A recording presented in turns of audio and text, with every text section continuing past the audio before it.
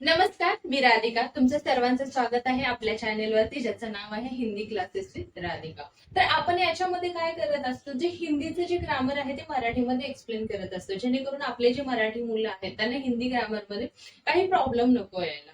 आतापर्यंत आपण फक्त आवाजाच्या माध्यमातून भेटत आलेलो आहोत. आज पहिल्यांदा असं होतं की आपण फेस टू फेस भेटत आहोत. तर हे जे ग्रामर आहे हिंदीचं, ते जितक्या म्हणजे सोप्यात सोप्या भाषेमध्ये जितक्या समजावता येईल तितकं समजावण्याचा मी प्रयत्न करणार. तर चला व्हिडिओला सुरुवात करूया. आता सगळ्यात अगोदर बघूया की संज्ञा. आता संज्ञा कशाला म्हणतात, तर संज्ञाचे डेफिनेशन काय आहे?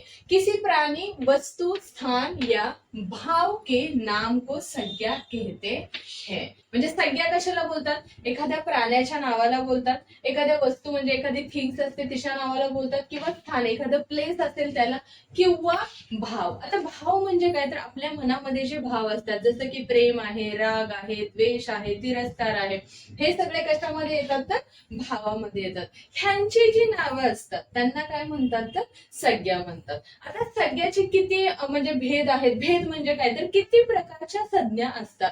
तर आपल्याकडे तीन प्रकारच्या, मेन ह्या तीन प्रकारच्या संज्ञा असणार आहेत आणि त्याच्यानंतर एक्स्ट्रा 2 संज्ञा असणार आहेत. तर आपण बघूया की कोणत्या कोणत्या आहेत.